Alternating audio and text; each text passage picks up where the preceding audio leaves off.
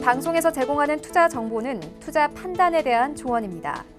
방송에서 제공하는 주식의 가치, 가격 상승 및 가격 하락에 대해서는 방송사에서 보장하지 않습니다. 시청자 여러분 안녕하십니까. 오늘장 내일장 2부 출발하도록 하겠습니다. 2부에서는 이제 시장 종목에 좀 집중을 해보도록 하겠습니다. 두 분의 전문가와 함께 다양한 종목 짚어드리고요. 종목 상담 함께 이어갑니다. 하단에 번호 나갑니다. 100원의 정보 이용료 부과되는 샵 0082번을 통해서 궁금하신 종목 있으신 분들은 종목명, 가격, 비중을 적어서 보내주시길 바랍니다. 그리고 서울경제TV는 유튜브 채널을 통해서도 함께 하실 수가 있습니다. 유튜브 접속 뒤에 서울경제TV 입력하시면 검색어를 입력하시면 다양한 다시 보기 채널들이 열립니다. 그 다시 보기 채널들 중에서 라이브 채널이 함께 열려 있는데요. 라이브 채널 들어오시면 TV 채널과 동일하게 시청 가능하니까요. 유튜브 채널도 많은 이용 부탁드리도록 하겠습니다. 시황 짚어봅니다. 자, 시황 보시면 지금 코스피가 낙폭을 조금 더 키웠습니다. 저희가 시작한 지 한 35분 정도 됐는데요. 한 1포인트 정도가 더 늘어나 있는 상황입니다. 0.12% 하락, 낙폭이 크진 않은데 좀 답답한 상황이 연출이 되고 있죠. 하루간의 흐름 정리해봅니다. 장 초반에 분위기 괜찮았습니다. 그런데 중국장 개장이 되면서 지금 훅 빠지기 시작했고요. 낙폭이 회복이 안 됩니다. 중국 시장 역시 현재 1%대의 급락이 진행이 되고 있습니다. 수급 주체 만나보면 기관이 사주긴 하지만 굉장히 매수 물량이 줄어들었습니다. 200억 원에 불과합니다. 투신 연기금 사는데 많이 사주던 연기금도 지금 40억 원대까지 매수 물량 줄였습니다. 외국인이 1638억 원, 오늘도 대량 매도가 나옵니다. 개인만 받아주네요. 다음 살펴보도록 하죠. 코스닥 시장입니다. 718.00포인트, 0.41포인트 올라갑니다. 강보합권 유지가 되고 있는데 하루간의 흐름 정리해보면 동일합니다. 흐름은 장 초반에 분위기 괜찮게 미국 쪽에 영향을 받으면서 상승 출발했다가 중국 쪽 급락하면서 상승폭 모두 내줬고요. 현재는 상승권역에서 하락권역에서 보합 위아래로 움직이고 있는 상황입니다. 수급 주체 만나보면 역시나 개인 기관 사고 있는데 오늘 거래량도 많지 않고요. 매수 물량들도 크지 않습니다. 그리고 외국인이 101억 원 정도 팔고 있는 상황입니다. 원달러 환율이 문제입니다. 원달러 환율 오늘 1195원대까지 올라갑니다. 이제 5원밖에 남지 않았습니다. 1200원대. 다음 주에도 당장 올 수 있다라는 거의 기정사실처럼 지금 받아들여지고 있기 때문에 실물 경제의 영향이 굉장히 악재로 받아들여질 지금 모습입니다. 금일 본 방송에서 제공해드리는 정보는 투자 판단에 대한 조언일 뿐입니다. 해당 주식의 가치와 수익률 보장해드리지 않는다는 점 참고해 주시길 바랍니다. 마감 전략 바로 짚어봅니다. 유한타증권 설릉역 지점의 박진희 부장입니다. 부장님 안녕하세요. 네, 안녕하세요. 시장이 또 전강 후약 장세로 전환이 됐고요. 답답한 모양새입니다. 시장 정리 한번 해주시고요. 마감 전략 함께 들어볼까요? 네, 최근 변동성이 많이 커지고 있는 장세이고요. 중국과 미국 시장 같은 경우 어제까지 계속 반등을 이어갔는데도 우리 시장 어제부터 약세 이어지고 있습니다. 오늘은 순조롭게 반등하나 했습니다만 다시 되밀리는 모습 나타나고 있죠. 결국은 중국과 미국의 협상이 지연된 것에 대한 우려감입니다. 특히 중국 언론이 미국이 진정성을 보여주지 않으면 협상이 무의미하다라고 보도하면서 분위기 험악해지고 있는 모습 보실 수가 있겠고요. 장 초반 비메모리 반도체 중심으로 해서 급등세 있었습니다만은 현재까지 일단 비메모리 반도체 쪽은 강한 모습을 보여주고 있습니다만은 일부분은 조금 상승폭이 좀 축소되는 모습이 나타나고 있고요. 그 외에 IT 부품 장비 소재 섹터주들은 상승폭을 줄이거나 약세로 전환하는 종목들도 좀 눈에 띄고 있습니다. 전반적으로 대형주 중심으로 IT 섹터는 좀 약한 흐름을 보여주고 있는 모습이고요. 코스닥 시장에서는 장 초반보다는 밀렸지만 견조한 흐름은 조금 일부 이어지고 있다라고 보실 수가 있겠습니다.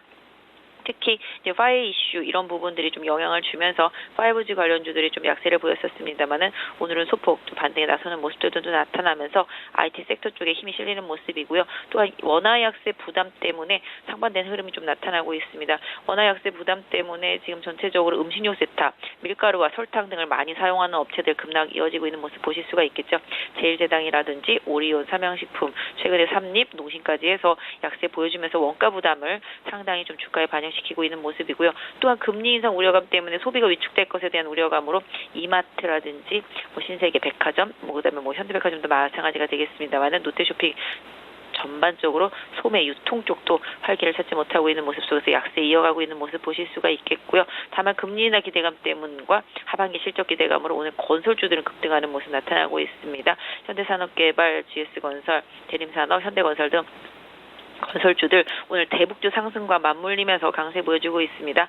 한미 정상회담 기반으로 해서 뭔가 좀 대책이 나오지 않겠냐라는 시장 기대 심리가 오늘 현대 엘리베이터를 비롯해서 대북주들 전반과 건설주들의 흐름을 견조하게 만들어내고 있는 것으로 보여지고 있습니다.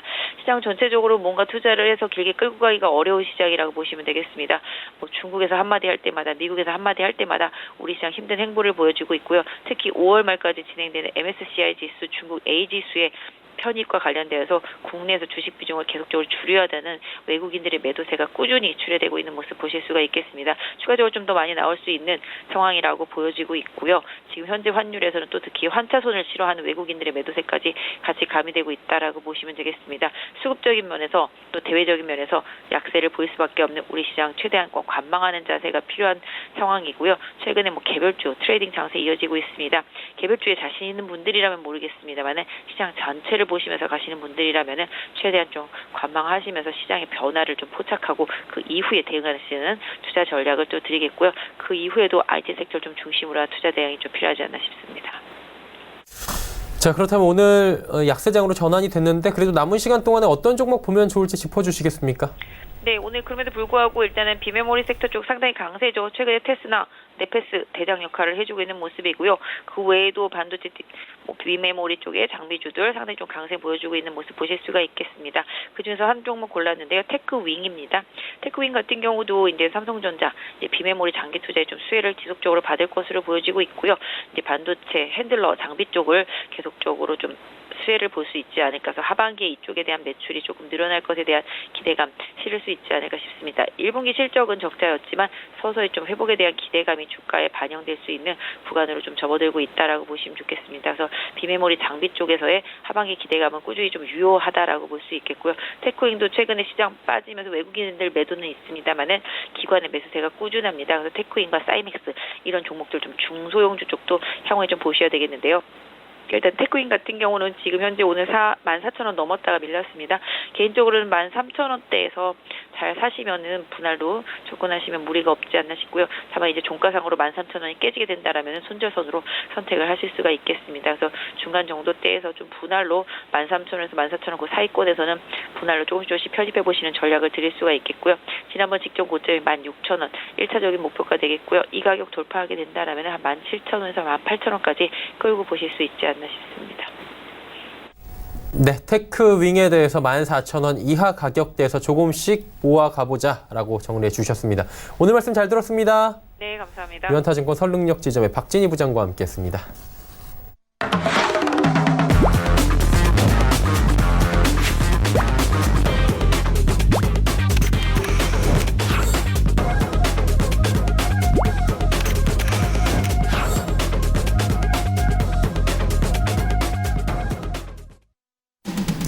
오늘장 일장 2부 함께 하고 계십니다. 이제 동네 전문가와 함께 레벨업 트레이딩 타임 시간 가져보도록 하겠습니다. 오늘 함께 하시는 분들 소개해드립니다. 마테투자그룹의 주마테 대표, 샘플러스의 이가람 전문위원과 함께합니다. 두 분 어서 오세요. 안녕하십니까. 예, 주마테 대표는 저희와 쭉 함께 해오셨고요. 이가람 위원 같은 경우 오늘 첫 시간인데 첫 시간이다 보니까 어떤 성향으로 우리 시청자분들과 함께 하실지 이야기 한번 들어볼까요? 네, 아무래도 개인 투자자분들한테 도움이 될 수 있도록 좋은 말씀 드리도록 하겠고요. 저 같은 경우는 상승장에서는 물론 상승 종목을 잡아내겠지만 하락장에서도 개인 투자자분들이 수익을 낼 수 있는 강한 종목들만 분석을 하고 있으니까요. 참고하셔서 성공 투자하셨으면 좋겠습니다. 네, 알겠습니다. 하락장에서도 지금 빛나는 종목들을 발굴해 보신다고 하셨으니까요. 큰 기대를 가져보도록 하겠습니다. 종목 이야기 바로 출발하도록 하겠습니다. 주 대표님부터 할까요? 네. 첫 번째 종목 아모텍부터 소개하도록 하겠습니다. 아모텍은 세라믹 칩 및 안테나 부품 등 종합 소재 부품 전문 기업으로 알려져 있죠. 동사의 주력 제품은 세라믹과 안테나 부품이고요. 세라믹 칩은 휴대폰 등에 사용되며 전자기기의 전자파와 정전기를 방지해주고 있고 안테나 부품은 블루투스와 GPS에 쓰이고 있습니다. 최근 스마트폰 시장의 과열과 중국에서 화웨이, 샤오미 등 중국 자체 브랜드에 대한 수비가 늘어나면서 삼성 스마트폰이 부진을 겪고 있었는데요. 갤럭시 S9의 부진이 아모텍의 실적 부진으로 이어졌고 하지만 최근 나온 S10과 갤럭시 폴드에 적용되는 무선 충전 기능과 NFC 안테나, 삼성페이라고 할 수 있는 전자 결제 기능을 결합한 모듈을 납품하고 있어서 이에 대한 기대가 클 수 있다 할 수 있겠습니다. 주력 사업인 스마트폰 부품 사업 외에 신규 수익원으로 키우고 있는 자동차, 전자장비 사업까지 더해져서 양호한 실적이 기대되는데요. 신규 먹거리를 육성하고 있는 자동차 부품 사업에서의 매출, 그리고 자동차 관련 매출이 올해 1,000억 원을 돌파할 것으로 예상을 하고 있습니다. 우수한 세라믹 기술을 바탕으로 MLCC에 대한 사업에도 뛰어들었는데요. MLCC는 기기 내부에서 전기의 흐름을 안정적으로 조절하고 부품 간 전자파 간섭을 제어해주는 역할을 하고 있습니다.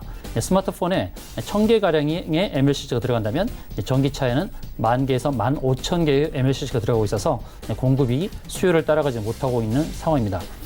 중국은 환경 문제로 인해서 전기차에 대한 지원금과 번호판 발급 요건을 큰 폭으로 완화했는데요. 중국의 전기차 시장은 계속 커지고 있는 상황에서 MLCC는 공급 부족에 시달리고 있어서 계속 커질 수 있는 사업이라고 볼 수 있겠습니다. 1분기 실적 발표에 의하면 영업이익이 65% 감소하면서 지금 주가가 하락을 면치 못했습니다. 하지만 2, 4분기부터의 실적이 이제 기대가 되겠죠. 그렇기 때문에 지금 조정이 있는 지금 시점이 매수의 좋은 타이밍이 아닌가 그렇게 보고 있습니다. 그러므로 종가 기준으로서 매수에 돌입을 하신다면 목표가는 23,000원, 손절가는 17,500원으로 설정하고 대응하시면 되겠습니다. 두 번째 종목 소개하도록 하겠습니다. SPG가 되겠는데요. SPG의 주력 제품은 200W 미만의 소형 기어드 모터입니다. 기어드 모터는 모터와 감속 기어 장치가 하나로 결합된 제품으로 공장 생산 라인의 컨베이어 벨트, 복사기, 자동문, 동전 개수기, 지폐 개수기, 고급 냉장고에 얼음 분쇄기, 의료용 침대, 정수기, 비대기 등 다양한 분야에 사용되고 있습니다. SPG는 매출의 97% 이상을 모터 관련 분야에서 올리고 있는데요. 생활 모터는 생활 수준의 향상으로 가전기기, 자동차, 의료기기 등의 그 수요가 나날이 증가되고 있고 산업기술이 고도 정밀화, 다기능화, 자동화, 고급화됨에 따라서 중요성이 증대되어 수요가 급속히 확대되고 있고 시장 영역도 가전, 자동차, 산업전자, 정보통신 분야로 크게 4영역으로 분류되고 있습니다. 동사의 가전용 모터 사업부에서는 냉장고와 에어컨에 장착되는 AC 모터를 주로 생산하고 있는데 최근 가전제품의 소음이 적으면서도 고효율, BLDC, 브러쉬리스 다이렉트 커런트 모터라고 할 수 있는 이 BLDC 모터 적용이 확대되면서 수익성이 개선되고 있습니다. 무엇보다 매년 미세먼지 농도가 올라가면서 국내와 중국 등에서 공기청정기 판매가 급증할 것으로 예상됨에 따라 동사의 공기청정기용 팬, BLDC 모터 매출 증가로 인해 실적 턴어라운드가 가속화될 것으로 전망되고 있습니다. 전방 산업의 호조로 인하여 반도체 디스플레이 장비에 적용되는 AC 모터와 더불어 가상현실 시뮬레이터에 적용되는 유성 감속기 매출 또한 증가하고 있습니다. 공장 자동화 등으로 인해서 스마트 팩토리 시장이 성장하는 환경 하에서 동사는 로봇에 적용되는 SH 감속기 등의 개발이 완료되어 양산 준비 중에 있어서 하반기부터 매출이 발생할 전망입니다. SH 감속기는 소형이면서 협업용 로봇에 적용되고 있는데 향후 스마트 팩토리 시장 성장 등으로 인해서 동사의 감속기 매출이 증가할 것으로 기대되고 있습니다.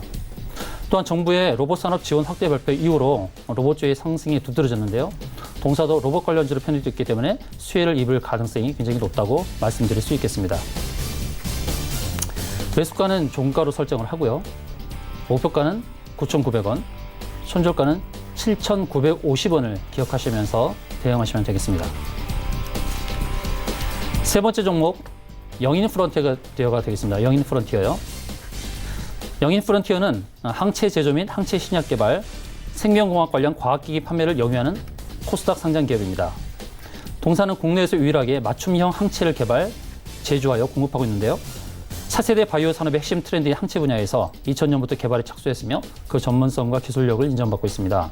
지난 2006년부터 휴먼 프로테인 오거나이제이션에서 주관하는 세계 최대의 생명공학 프로젝트인 프로테오믹스, 곧 인간 단백질 지도 프로젝트의 항체 공급 핵심 파트너가 됐습니다. 이 밖에도 세계적인 항체 기술을 기반으로 삼성을 비롯한 국내 대기업과 국내 병원, 학교 등의 항체를 공급하고 있어서 바이오 산업 성장에 따른 수혜가 예상되고 있습니다. 영인 프론티어 측은 다양한 생명과학 장비를 국내 질병관리본부, 국립보건원 등의 관공서, 연구기관 및 병원 등이 공급하고 있다면서 특히 국내에 공급하고 있는 유전자 증폭기는 실시간으로 바이러스의 핵산을 검출하고 정량할 수 있으며 자동 핵산 추출 장비는 전 실험 과정을 자동화해서 감염성이 높은 고위험군의 바이러스 치료를 연구하는 데 사용된다고 밝혔습니다. 이 밖에 동사는 유세포 분석기, 자체 개발한 엘리사 키트 등 바이러스 감염 및 진단에 응용 가능한 다양한 장비 및 제품을 공급하고 있습니다. 특히 신종 플루 확산 시나 메르스 발생 때 관련 장비 및 제품들의 주문이 늘어나는 상황이 발생하는데 고위험군의 바이러스 관련주로 주목받고 있기도 합니다. 국내에서는 유일하게 AB 프론티어라는 독자적인 항체 브랜드를 보유하고 있는 가운데 연간 20% 이상 꾸준히 성장을 하면서 작년에는 사상 최대 매출인 390억 원을 달성하게 됐습니다. 바이오 시밀러나 바이오 신약 개발에는 항체가 반드시 필요한데 신약 개발이 지속될수록 동사의 매출은 늘어날 수밖에 없는 상황입니다. 그리고 한편 정부에서 이런 바이오 헬스 분야를 반도체처럼 육성하겠다라는 정책 발표가 최근에 나오면서 동사가 가장 큰 수혜를 입을 수 있는 그런 상황에 놓여져 있습니다. 종가를 매수가로 설정을 하고요. 목표가는 11,000원, 손절가는 8,300원, 손절가는 8,300원 꼭 기억하시면서 대응하시면 좋겠습니다. 네 번째 종목 말씀드리겠습니다. DB 하이텍이 되겠습니다. DB 하이텍은 DB그룹 내에서 반도체 제조, 판매 사업을 영위하는 회사인데요. 주로 시스템 반도체 파운드리를 주요 사업을 하고 있죠. 시스템 반도체는 빈메모리 반도체라고도 불리며 연산이나 논리 작업 등 정보 처리를 수행하고 있습니다. 동사의 반도체 파운드리 사업은 90 나노급부터 0.35 미크론급까지 첨단 반도체 제조 공정 기술을 바탕으로 고객사의 설계에 맞춰서 시스템 반도체를 위탁 생산하는 맞춤형 서비스 사업을 하고 있습니다. 주로 모바일 및 소비 가전 제품에 대장되는 전력 반도체, 터치스크린 구동칩, 디스플레이 구동칩과 이미지 센서를 포함한 각종 센서 등을 생산하고 있는데요. 부총과 상호 두 곳에 공장을 두고 있고 해외 영업을 위해서 미국 법인 및 대만, 일본, 중국 지사를 운영하고 있습니다. 문 대통령이 공식 석상에서 시스템 반도체 경쟁력 강화를 주문한 가운데 한국이 팹리스 시장 점유율 1%도 채 미치지 못한 것으로 나타나고 있는데요.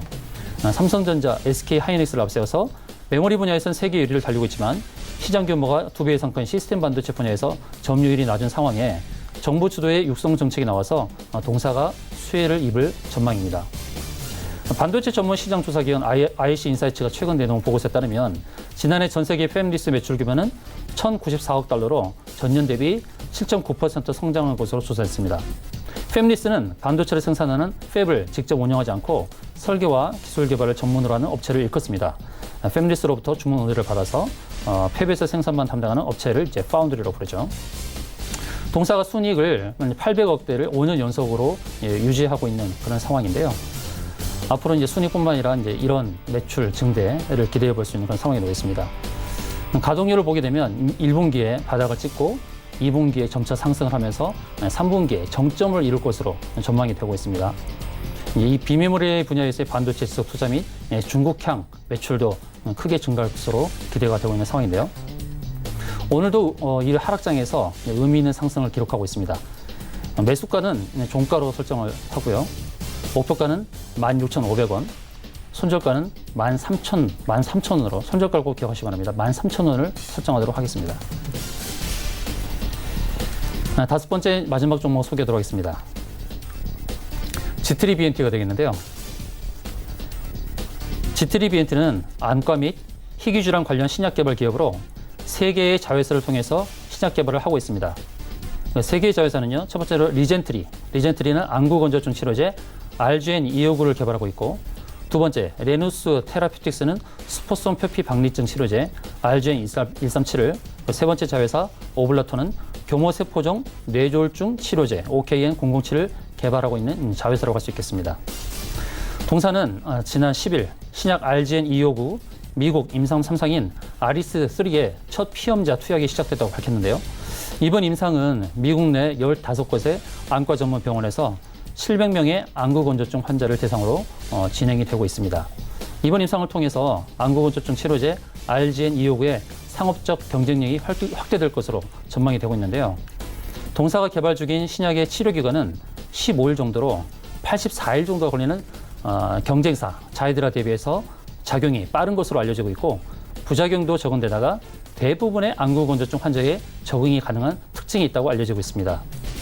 최근에는 다국적 제약사 노바티스가 일본 제약사 다케다로부터 안구건조증 치료제 자이드라를 총 계약금 53억 달러, 약 6조 원의 인수를 하면서 동사의 RGN 2호구 가치에 긍정적 이슈로 작용할 것으로 전망하고 있는데요. 임상이 진행 중이라는 불확실성을 감안하더라도 현재 시총 대비 이제 지나친 저평가 국면으로 판단되고 있습니다. 해외 리서치 기관인 글로벌 데이터에서 동사의 치료제를 향후 예상 매출 1위에 선정했다는 점을 고려하면 잠재적 가치를 이전 대비 더 높게 산정할 수 있다고 볼 수 있겠습니다. 이제 임상 3상, 3차의 과정이 곧 완료되는 지금 시점인데요. 그런 관점에서 지금 주식 매수하기가 굉장히 좋은 시점이 아닌가 그렇게 판단이 되고 있습니다. 매수가는 이제 종가로 설정을 하고요. 목표가는 32,000원, 손절가는 28,000원, 손절가는 28,000원을 제시하도록 하겠습니다. 네, 알겠습니다. G3BNT까지 5종목에 대한 이야기 나눠봤습니다. 자, 이제 이가람 전문위원 이야기 나눠보도록 하죠. 어떤 종목부터 출발할까요? 네, 첫 번째 종목은 젠백스라는 종목을 가지고 나왔습니다. 네. 이 젠백스 같은 경우는 허혈성 손상 치료 및 예방성 조성물 관련 대만에서 이제 특허를 취득한 경력이 있고요. 네, 알츠하이머 치료제가 이제 미국 FDA에서 임상 2상을 승인받으면서 현재 기대감을 가지고 있는 종목이 되겠습니다. 근데 글로벌 제약사들도 개발 과정에서 번번이 실패로 끝났었기 때문에 더 주목을 받고 있다라고 볼 수 있겠는데요. 국내 기업이 미국에서 알츠하이머 치료제로 해서 임상 2상을 승인받은 건 이번이 처음입니다. 하지만 이제 화이자, 존슨앤존스, 일라이 릴리 등 같은 대형 글로벌 제약사들도 실패를 했었던 경험이 있었기 때문에 경계감은 가져야 되겠지만 아무래도 기대감이라는 것에 주목을 해볼 필요가 있다라는 관점에서 또 이걸 증명한 듯이 외국인이 현재 4거래 연속 순매수를 보여주고 있는 종목이기도 합니다. 그렇기 때문에 좀 강하게 나갈 수 있다라고 말씀을 드리겠고요. 목표가는 2만 원, 그리고 손절가는 14,000원을 말씀을 드리도록 하겠습니다. 네, 그리고 두 번째로는 이제 삼본전자라는 거를 가지고 나왔는데요. 이 기업은 음향 사업을 하는 업체이긴 한데 최근 들어서 굉장히 사업을 다각화를 진행을 하고 있는 기업이 되겠습니다. 작년에 나온 뉴스만 보더라도 미국 바이오 회사를 인수하기 위해서 현재 자금 확보를 하고 있는 과정 속에 있고요. 최근에는 장원테크라는 기업을 경영권에 인수를 하면서 음향 사업 이외에 굉장히 많은 사업을 다각화를 하고 있다라고 볼 수 있겠고, 그러다 보면서 이제 좀 영업 이익 같은 실적 부분은 최근에 굉장히 안 좋게 나타나긴 했습니다. 근데 다른 면으로 이제 투자 신탁과 관련된 곳에 다 이제 좀 계열과 관련되어 있는 곳으로 해서 지분법으로 평가 이익이 작년까지는 원래 좀 적자로 안 좋게 나타나긴 했습니다. 하지만은 이번에는 그 기말 평가가 좋게 나타나면서 투자에 대한 부분이 굉장히 좋게 나왔다라고 하면서 흑자 전환이 된 부분에서 한 번 더 우리가 집중을 해보면서 주목을 해볼 필요가 있다라고 말씀을 드리겠고요. 그래서 목표가는 4,300원, 그리고 손절가는 2,950원을 말씀드리겠고요. 이 종목은 또 굉장히 가볍게 움직이는 종목이기 때문에 진입을 하신다면 손절가는 꼭 준수를 하시면 되겠습니다. 자, 세 번째로는 픽셀플러스라는 종목을 가지고 나왔는데요. 이 기업을 인트로메딕에 이제 캡슐 내시경 카메라 이미지 센서를 공급을 하고 있는 회사가 되겠습니다. 그리고 또 한 가지로 첨단 운전 지원 시스템이죠. ADIS 자동차용 반도체를 중국 업체한테 납품을 하고 있는 부분도 우리가 알 수 있겠고요.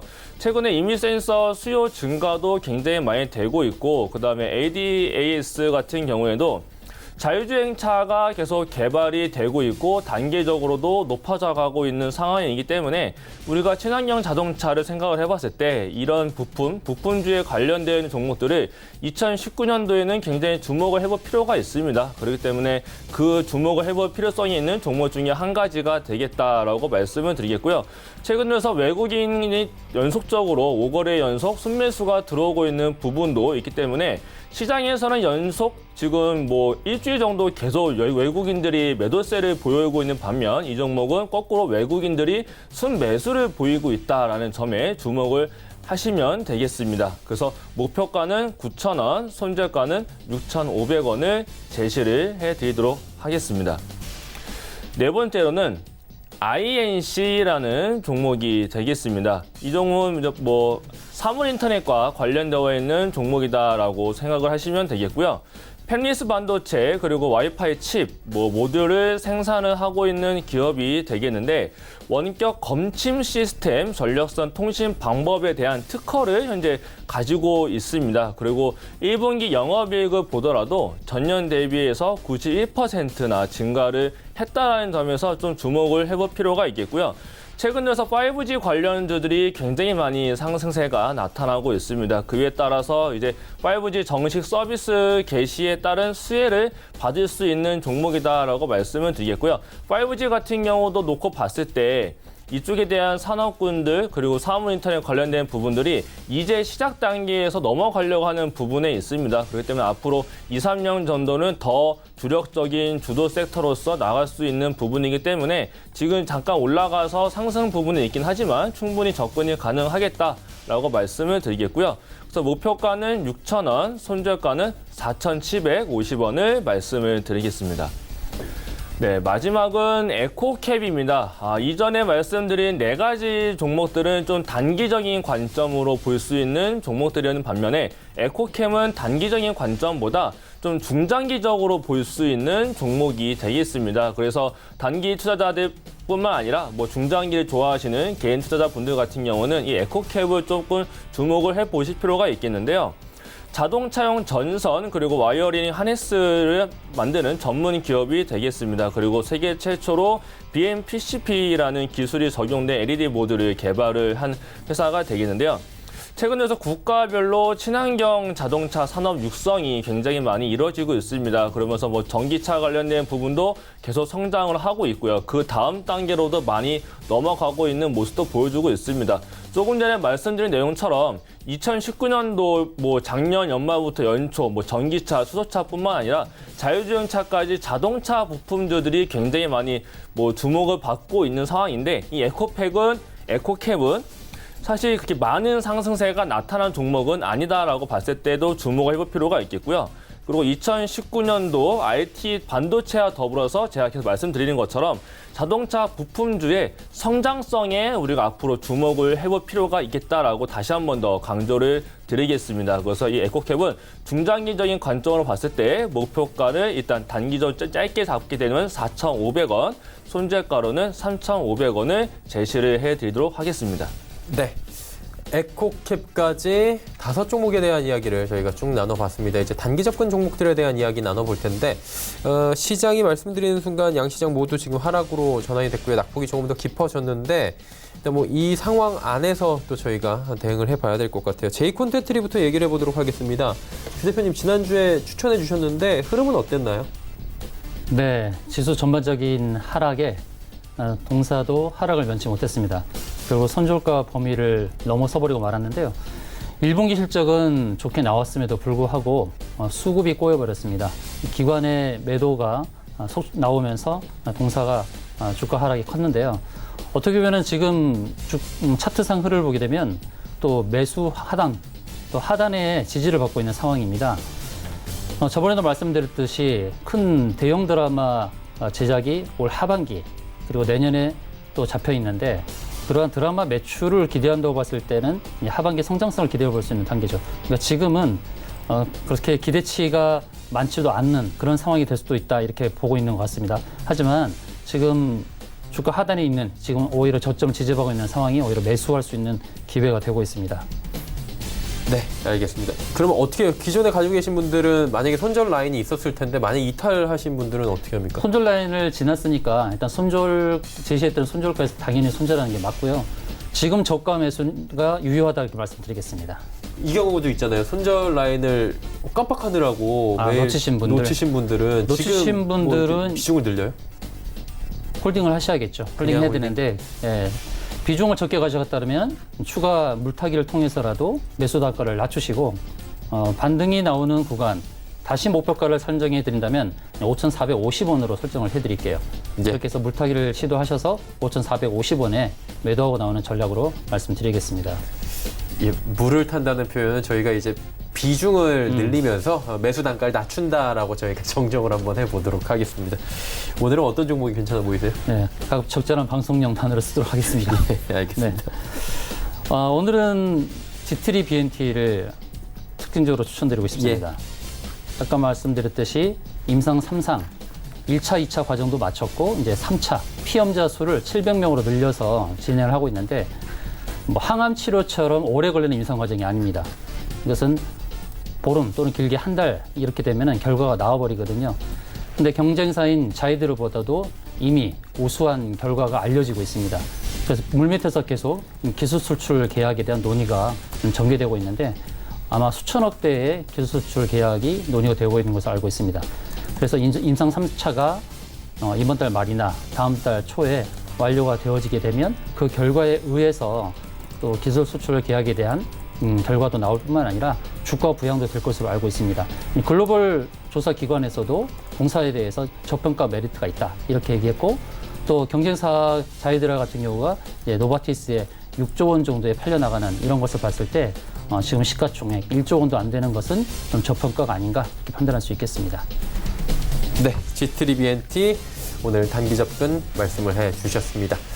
자, 이가람 위원 같은 경우 오늘 첫 시간이기 때문에 뭐 리뷰할 종목은 없고요. 오늘 어떤 종목을 그렇다면 좀 단기적으로 추천을 해주시겠습니까?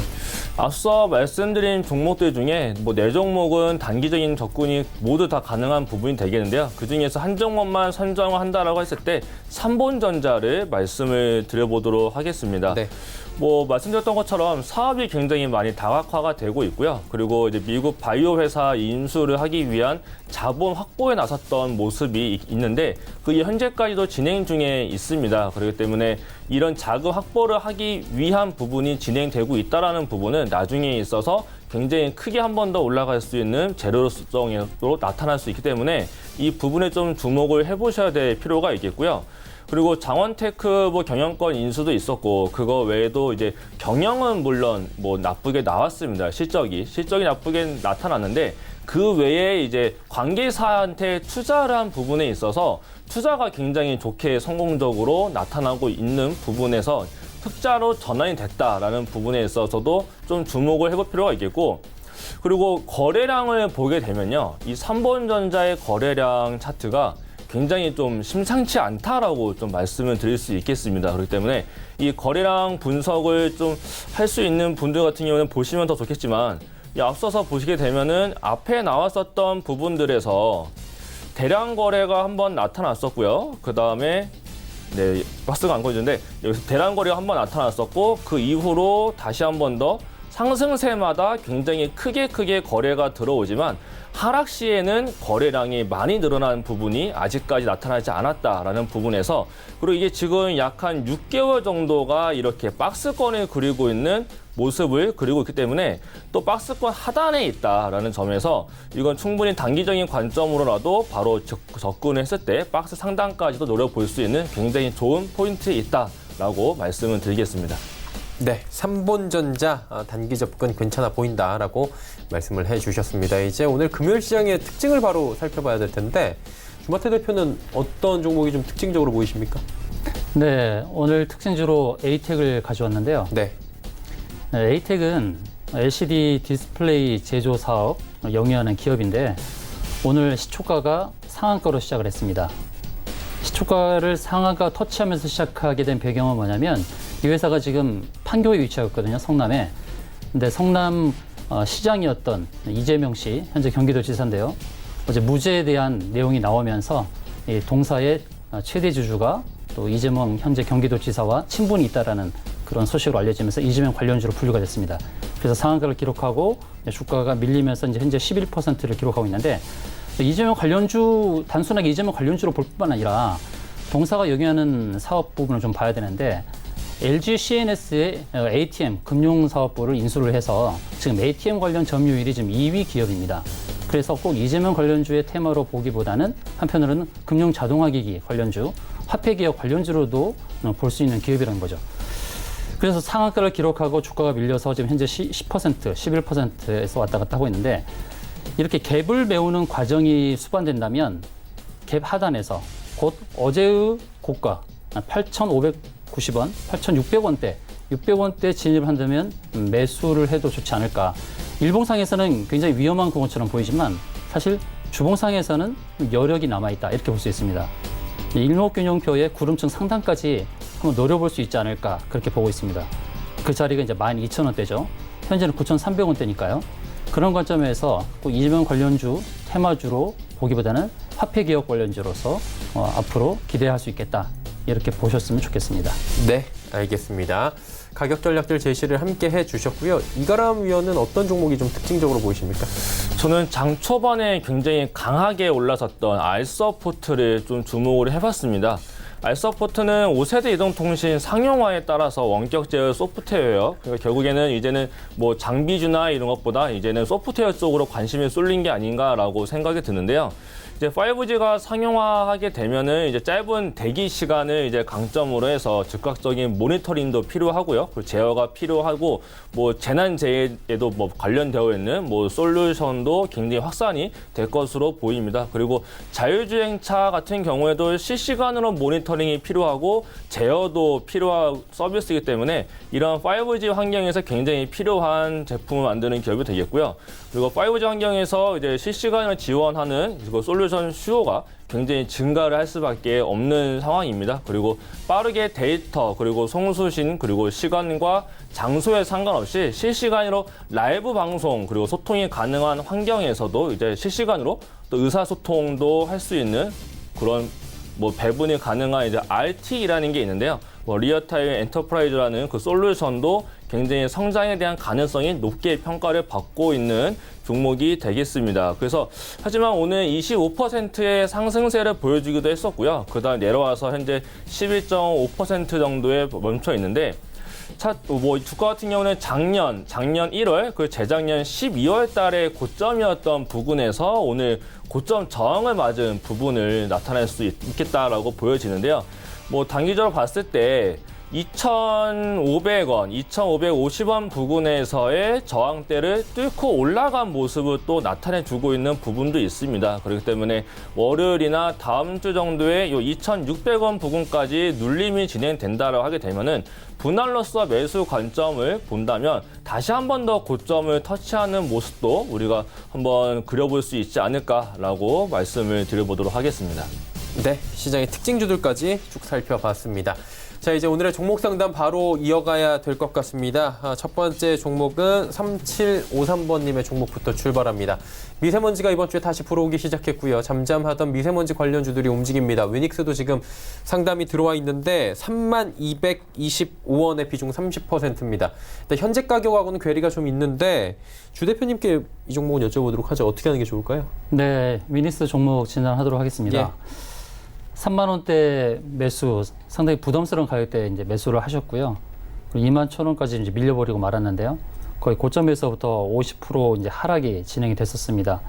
근데 계절적인 요인으로 봐야겠죠. 위닉스 1, 4분기 때 1월부터 3월달까지 미세먼지가 많았었죠. 그러나 지금 2, 4분기 들어서면서부터 미세먼지가 줄어들고 있고 그런 부분 때문에 동사도 주가가 하락을 했다고 볼 수 있겠습니다.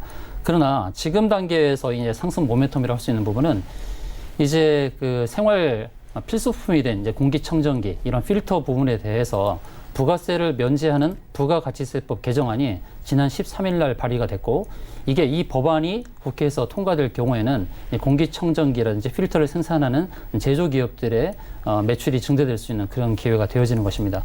그래서 바로 그러한 상승 모멘텀이 상존을 하고 있습니다. 그렇기 때문에 지금은 이제 주가 바닥인데요. 반등도 국회 법안이 통과될 경우 크게 나올 수 있다. 그렇게 기대를 할 수 있겠는데 그러나 반등의 목표치를 26,000원으로 설정을 하시는 게 좋을 것입니다. 그럼 아까도 이제 물타기라는 표현을 썼지만 다시 비중 확대에 대한 전망을 이제 말씀을 드리고 이 하단에서의 비중을 좀 늘리셔서 매수 평단가를 좀 낮추시는 게 좋겠습니다. 3만 원대는 너무 높죠. 그러니까 매수 평단을 가급적이면 24,000원, 25,000원까지 평단을 낮추시고 목표가는 26,000원으로 설정하고 대응하시는 게 좋겠습니다. 위닉스는 실적이 증대할 수밖에 없는 그런 상황에 놓여 있는 회사입니다. 공기청정기 수요는 계속 증대될 수밖에 없고 아까 말씀드렸듯이 법안이 통과될 경우에는 또 그런 부가가치세법 그런 부분 때문에 또 기업들의 매출이 증대될 수밖에 없는 상황이 있습니다. 그러므로 적극적으로 이 하단에서의 추가 매수를 해서 평단을 낮춰서 26,000원대 매도하는 그 전략으로 임하시면 좋겠다고 말씀드리겠습니다. 네, 알겠습니다. 일단은 평단가가 지금 좀 저렴할 때 담아가시면서 평단을 낮춘 뒤에 26,000원 정도의 소폭의 수익을 보시고 탈출을 하셔라라고 말씀을 해주셨고요. 다음 종목 바로 이어갑니다. 머큐리 종목이고요. 3555번님께서 14,000원에 비중 많이 담고 계시네요. 절반 50%입니다. 머큐리도 최근에 시장에서 좀 주목을 받았었죠? 그렇죠. 예. 네. 머큐리 같은 경우는 근데 좀 다른 종목들과 다르게 이것도 5G 관련주죠. 뭐 정보통신 생산하고 있기 때문에 뭐 그쪽으로 굉장히 좋은 종목 중에 한 예. 가지는 맞습니다. 하지만 이게 최근에 갭상승이 나왔던 부분의 이유가 5G 관련으로 해서 올랐던 부분이 아니라 이제 파워넷에 대한 이제 인수에 관해서 이제 그런 이슈로 올랐다라는 점에서 좀 다른 5G와 관련주들과 좀 다른 모습을 보여준 부분이 되겠는데요. 사실 이 기업만 놓고 봤을 때 지금 이렇게 하락하고 있는 이 시기에 다음 주에 반등을 노리면서 사실 분할 매수로 신규 접근하기에는 굉장히 좋은 위치에 있습니다. 하지만 지금 이 상단 주신 분 같은 경우는 14,000원.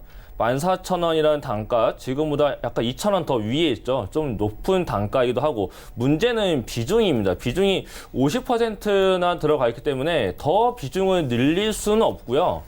그대로 또 들고 가자니 또 심리적으로 굉장히 많이 힘드실 겁니다. 그래서 뭐 이 종목 같은 경우는 빠르게 회복을 하고 싶다라고 판단을 한다라면 비중을 일단 다음 주에 반등 나왔을 때 13,000원 또는 12,500원 위로 올라가게 되면 그때는 비중을 반 줄여서 차라리 조금 빠르고 강하게 올라갈 수 있는 종목을 제 매수를 보시고 남아있는 비중만 보유를 한 다음에 14,000원 비중이 이제 남아있는 비중 가지고 본절에 왔을 때 그 부분에서 강하게 돌파가 나온다면은 수익 실현할 수 있겠고요. 그렇지 않고 14,000원 본전 부분에서 멈춰있다고 한다면 일단은 단가가 높기 때문에 기업 때문이 아니라 단순히 단가가 높기 때문에 본전에서 나오는 매도 전략을 제시를 해드리겠습니다.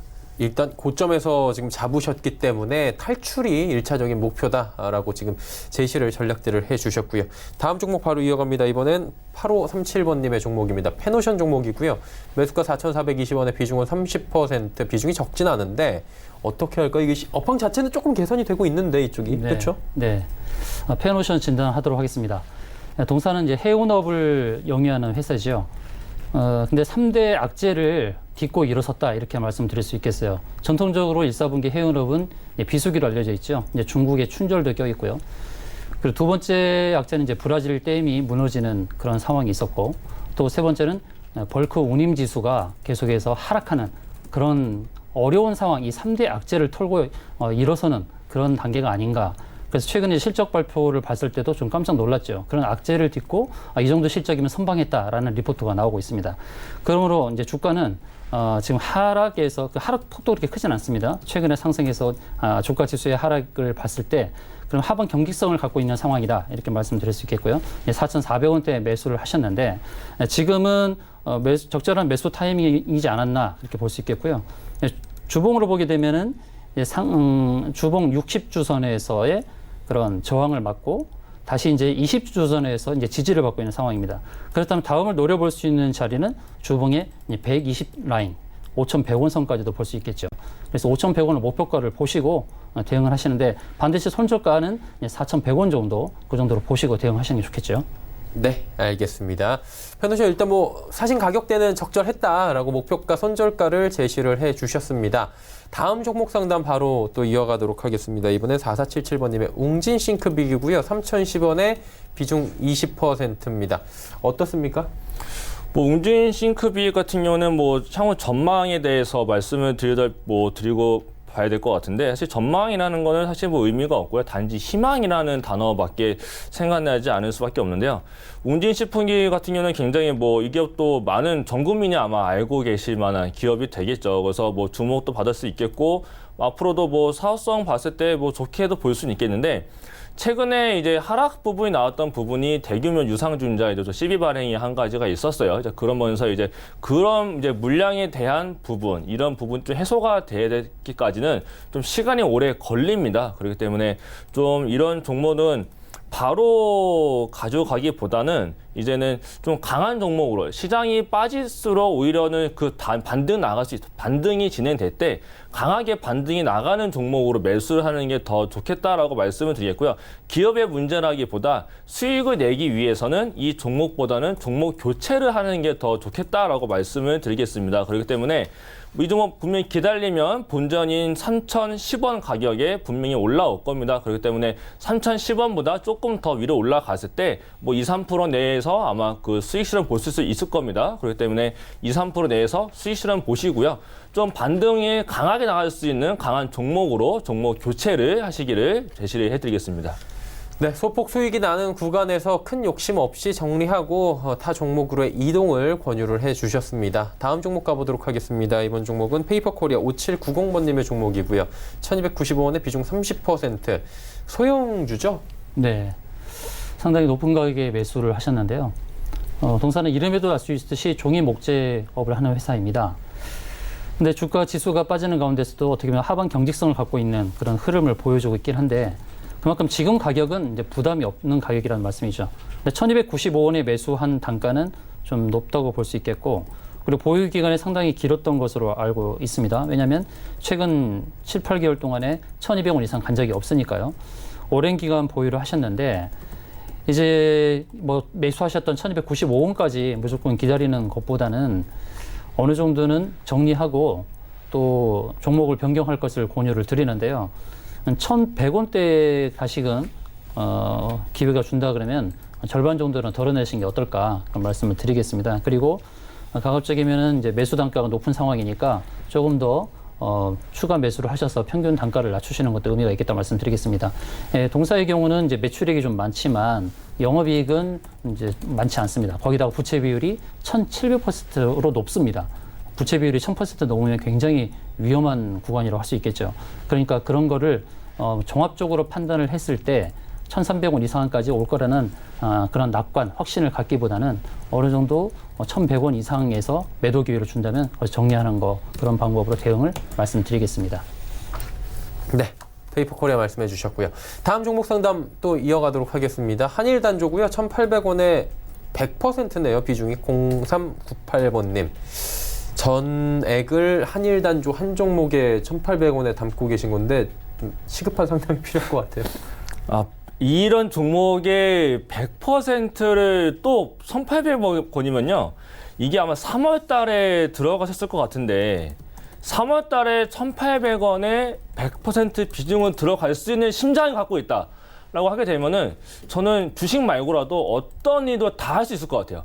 이렇게 강심장을 가지신 분이 이렇게 떨어지게 되면은 이거는 관리를 못 한다는 거거든요. 결국에는 본인이 할 수 없는 대응을 하지 못할 만한 종목을 또 더군다나 비중을 100%나 실었다는 거는 주식에 대한 매매의 기준이 전혀 없다라는 말씀을 좀 그런 게 좀 되지 않을까 생각이 드는데 이 종목은 일단 상승이 나가는 이유를 좀 보셔야 돼요. 이 한일단조 같은 경우에는 상승이 나갈 때의 포인트를 보게 되면 늘 북한이 어떤 미사일을 쏜다든지 북한과 트럼프의 어떤 뭐 약간 안 좋은 일이 생긴다든지 아니면 남북 관계에 어떤 문제가 생겼을 때마다 올라갔던 종목이 되겠기 때문에 다시 한 번 더 지금 하지만 저가를 깨고 있지는 않아요. 최근 들어서 또 중국과 미국의 상태가 좀 사이가 또 좋아졌다가 나빠졌다 하는 상황 속에서 북한이 또 도발을 계속 보여주고 있기 때문에 다시 한 번 더 이 관계가 나빠진 부분이 한 번 더 차례가 나타나게 된다면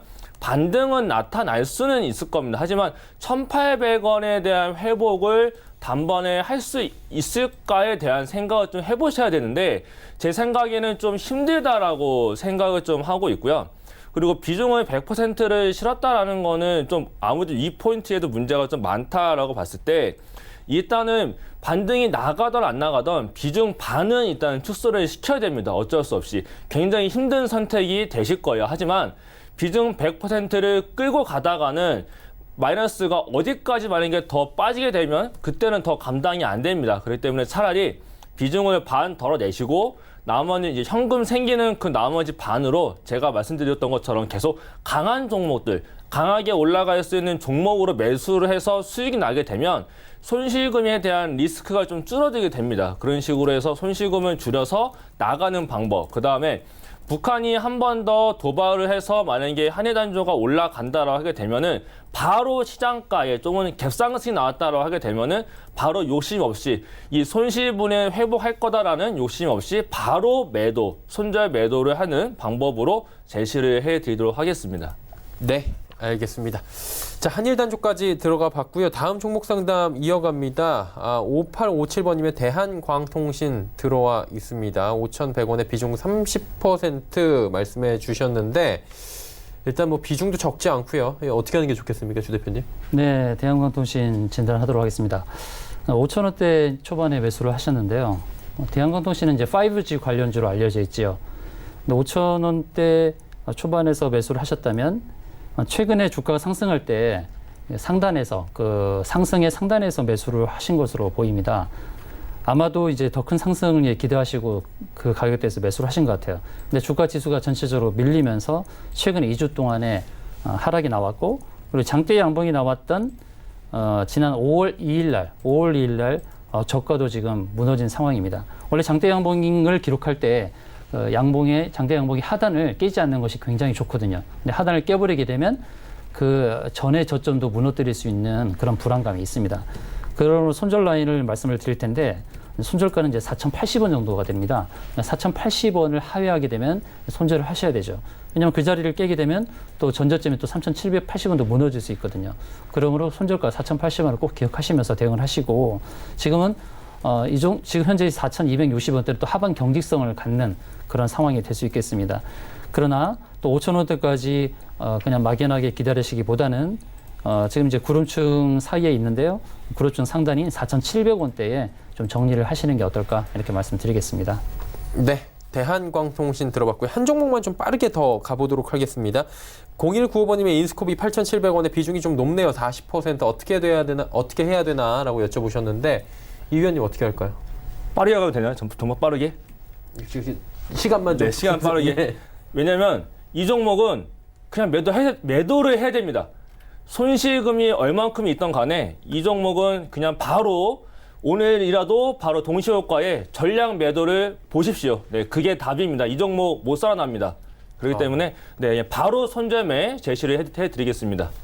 제가 당황스러울 정도로 저희 나오신 분 중에서 종목을 이렇게 강력하게 거의 패대기라고 요즘에 표현을 하는데 이렇게까지 말씀을 혹시 짧게 한 30초 내로 이유가 있을까요? 이 종목이 못 가는 이유가? 이분이 납득은 그래도 좀 하셔야 되잖아요.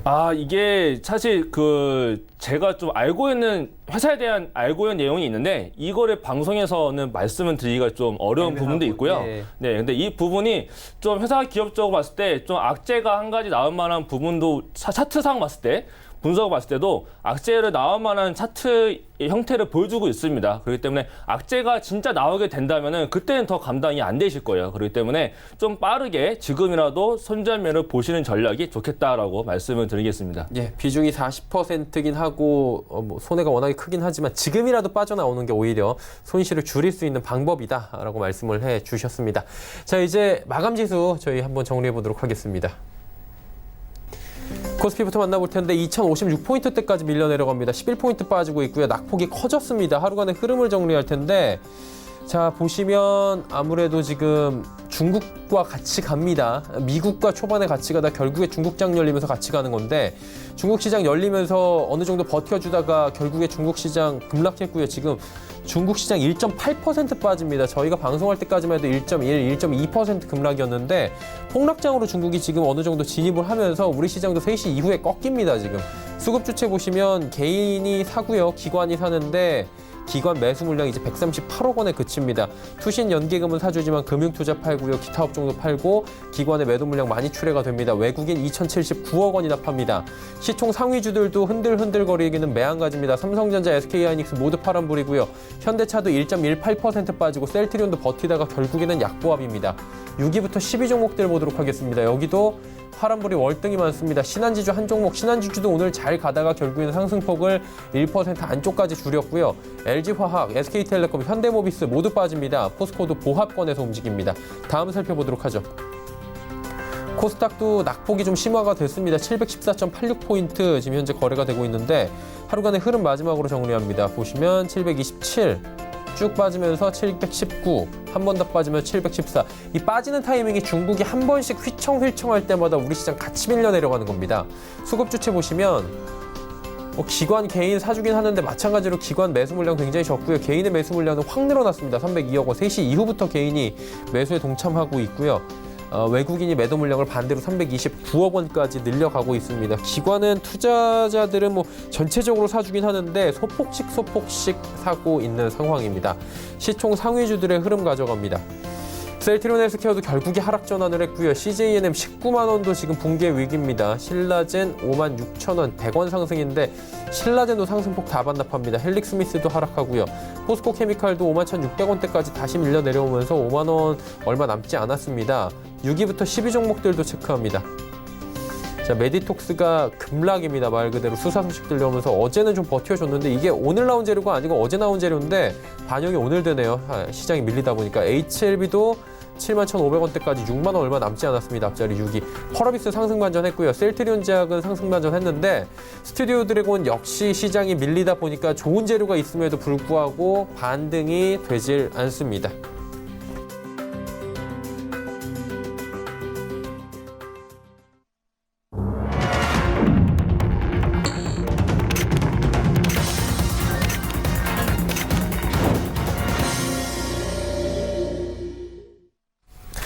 자, 금요시장 마감됐습니다. 오늘도 외국인은 팔았습니다. 그리고 시장이 눌렸습니다. 좀 오르나 싶었는데 결국에는 전강 후약 장세고요. 재미없는 시장, 답답한 시장이 이어지고 있는데 두 분과 함께 한 주 정리하면서 좀 시장 상황 짚어보도록 하죠. 어떻게 보셨습니까, 시장? 시장은 지난주 또 2주 전부터도 계속해서 안 좋은 것으로 전망을 했고 또 현금화 시키라고 계속해서 안내를 드렸고요. 가급적이면 관망하라는 말씀을 드렸습니다. 그리고 혹시라도 상승이 나오더라도 이렇게 하락이 전환될 수 있는 그런 패턴이 이어질 수 있는 굉장히 암울한 상황입니다. 어느 정도 상승의 가닥이 잡혔을 때 그때 진해 반응이 좋고요.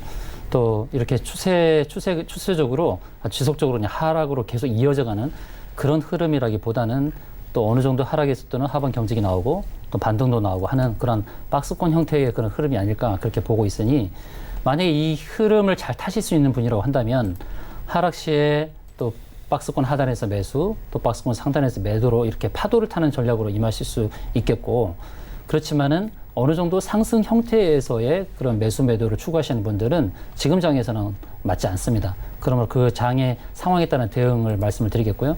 그리고 환율은 이렇게 1200선은 당연히 가는 것으로 보여지겠죠. 그러나 또 이 환율도 어떻게 보면은 또 파도를 타는 흐름이니까 또 밑으로 밀릴 수도 있고 하는 그런 상황입니다. 그런 흐름에 따라서 박스권을 염두한 대응 전략을 말씀드리겠습니다. 네, 알겠습니다. 이가람 위원님은 어떻게 보셨습니까?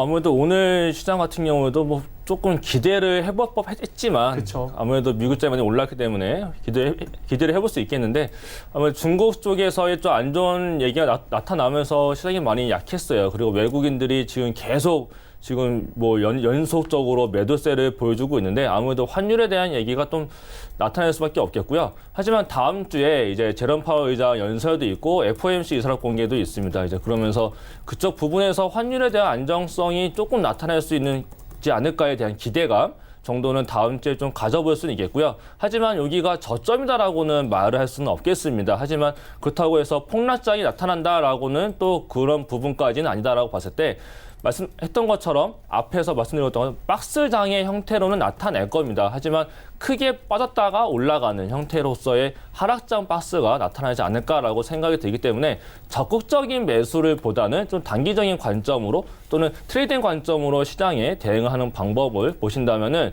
조금 더 헤쳐나갈 수 있는 방법이 되지 않을까라고 말씀을 드리겠습니다.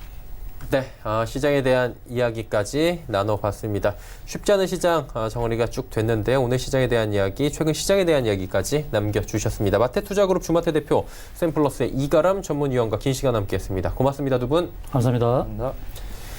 자, 시장 정리합니다. 결국에는 하락 마감을 했고요. 낙폭이 생각보다 깊어졌습니다. 코스피가 0.58% 빠지면서 2050포인트대 2055.80포인트 거래 마감했고요. 코스닥 역시 하락 마감입니다. 0.48%나 내렸네요. 714.16포인트에 거래 마감했습니다. 원달러 환율 오늘 치솟았습니다. 결국에 1195원대까지 올라가면서 다음 주 1200원도 얼마 남겨두지 않았습니다. 자, 그렇다면 시장의 이슈를 바로 정리해드리도록 하겠습니다. 김동섭의 마켓뷰 출발합니다.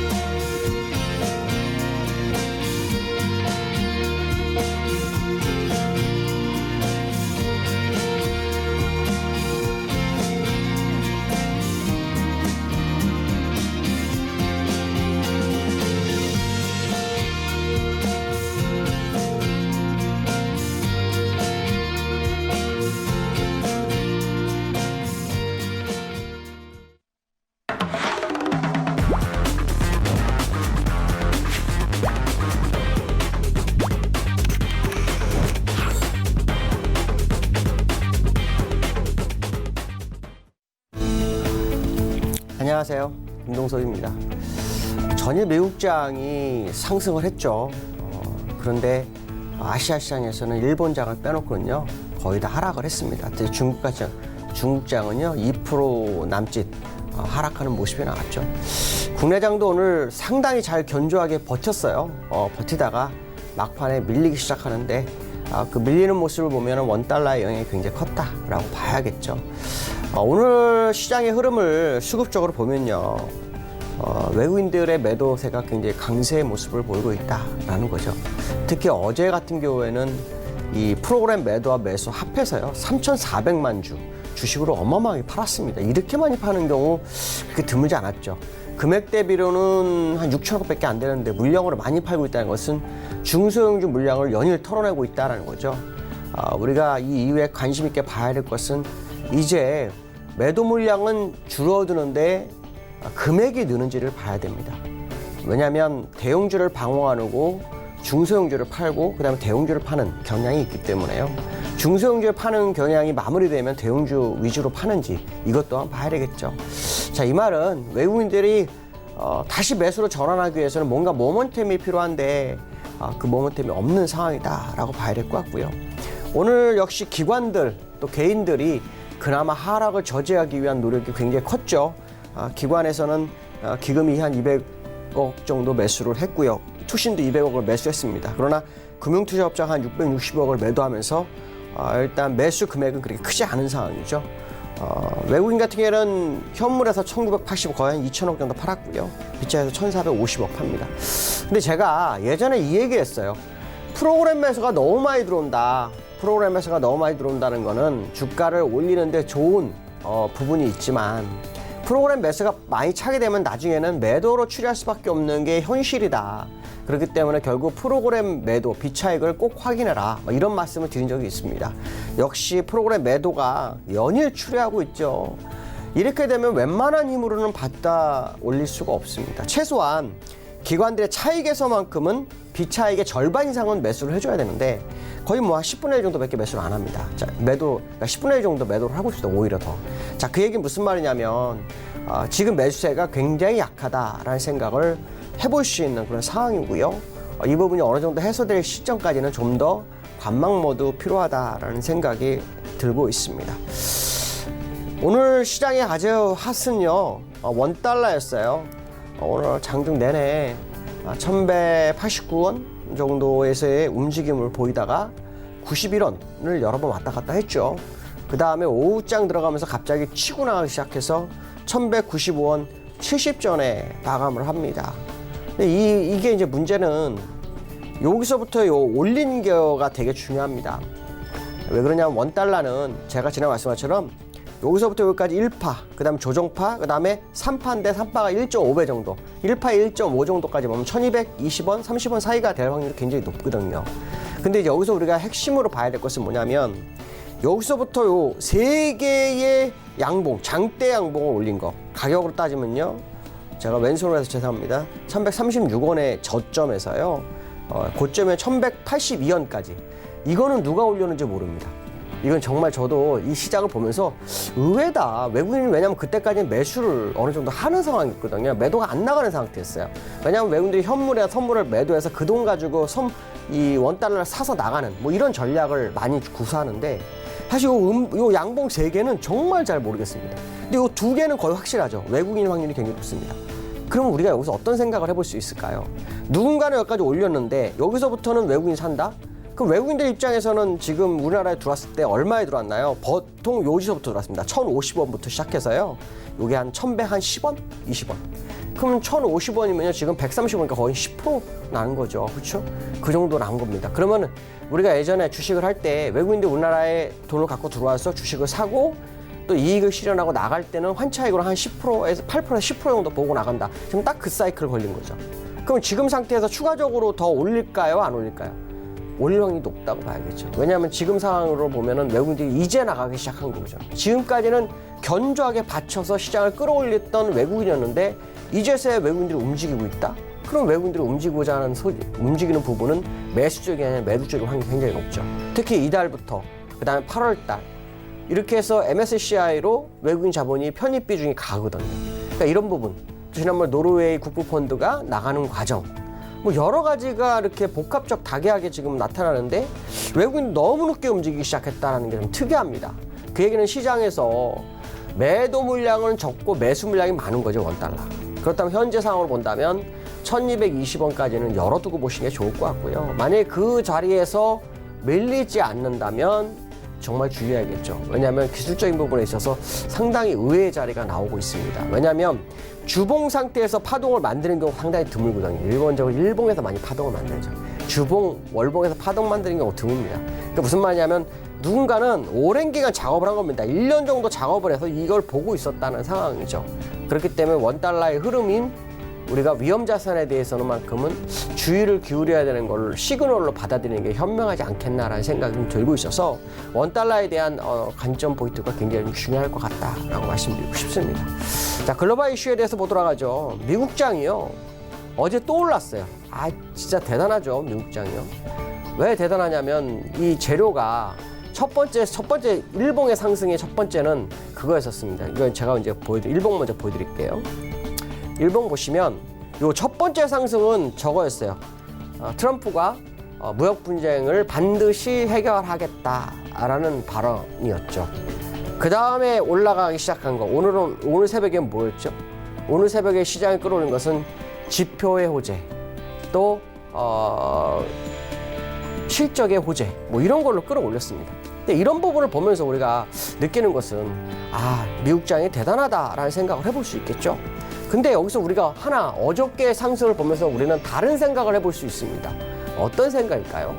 지금 미국 시장은 주가를 끌어올릴 재료가 제가 없다라고 했습니다. 그러니까 이 끌어올린다라는 의미는 여기서는 좀 다른 사람하고는 좀 다릅니다. 당일을 보는 게 아니라 아주 오랜 기간의 주추세.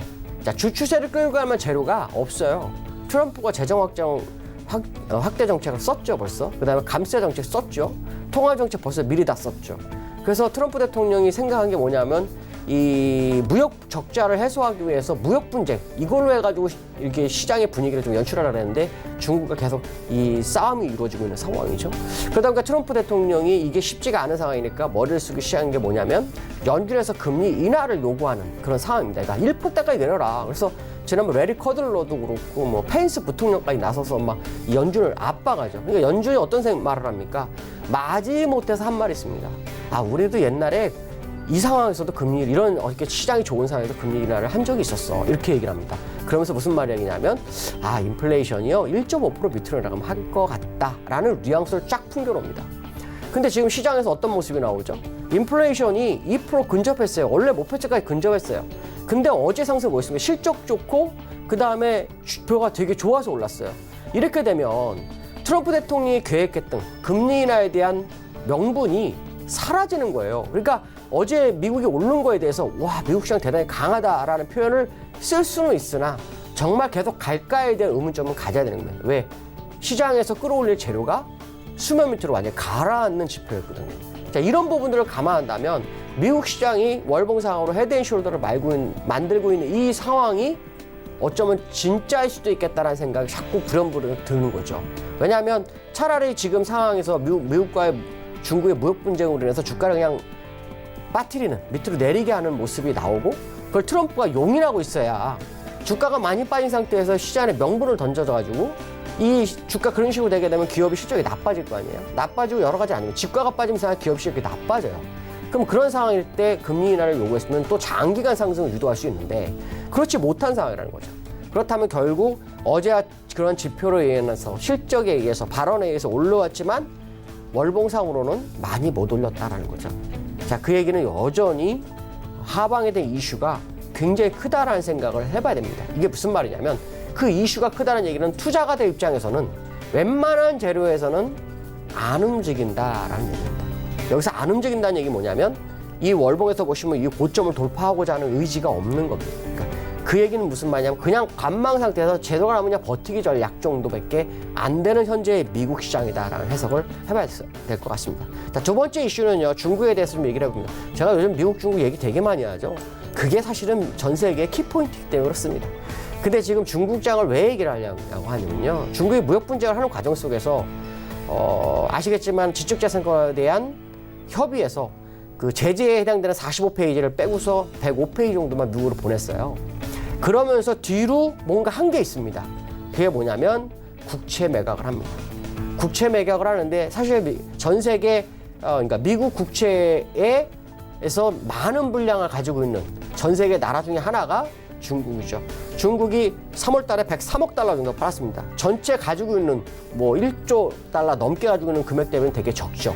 그렇지만 중요한 것은 뭐냐면 중국이 본격적으로 팔기 시작한다면 중국이 팔게 되면 그 주변에 다른 어떤 국채를 가지고 있는 나라들은 손실이 나기 때문에 같이 팔 수밖에 없습니다. 그걸 유도할 수 있다는 얘기예요. 제가 왜 이 말씀을 드릴까요? 중국이 미국을 상대로 할 수 있는 유일한 카드가 이겁니다. 다른 건 다 소용없습니다. 왜? 미국은 단기, 장기, 금리의 변화에 굉장히 민감한 나라가 미국입니다. 대공황이 왔을 때도 그랬고 미국이 대하락할 때도 그 모습을 가졌다는 거죠. 이런 부분을 본다면 중국의 국채의 매도 이게 어쩌면 본격적으로 진행될 수 있는지를 한번 지켜볼 필요성이 있다라고 말씀드릴 수 있고요. 자, 그 다음에 이제 다음 주장에 대해서 얘기를 합니다. 제가 아마 그 얘기를 얼마 전에 했어요. 2056포인트 지지력. 오늘 주가가 더 많이 빠지나 안 빠지고 2055에서 지지를 하고 있죠. 자, 이 지점에서의 싸움이 얼마나 진행되는지 다음 주에 지켜봐야 될 것 같습니다. 만약에 오늘 밤 미국이 그동안 뭐 올라온 거를 다시 되돌리면 밀리겠지만 그렇지 않을 경우에는 이 자리에서 상당한 싸움을 하지 않을까. 특히 기관의 행보를 꼭 지켜보셔야 될 것 같고 외국인이 매도를 줄이는지 이걸 봐야 될 것 같습니다. 오늘 여기까지 하겠습니다. 감사합니다.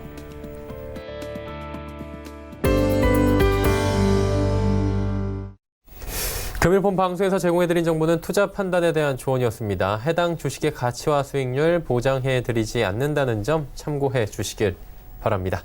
오늘 정일전 저희가 준비한 소식은 여기까지입니다. 주말에 같은 시간에 저희는 이번 한 주간의 여러 가지 종목들, 이슈들 모아서 다시 한번 다음 주 대응에 도움드리는 시간 마련했습니다. 많은 시청 부탁드리도록 하겠습니다. 편안한 주말 보내시길 바랍니다. 고맙습니다.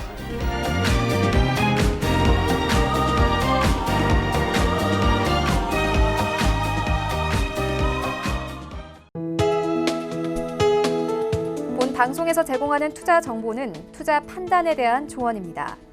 방송에서 제공하는 주식의 가치, 가격 상승 및 가격 하락에 대해서는 방송사에서 보장하지 않습니다.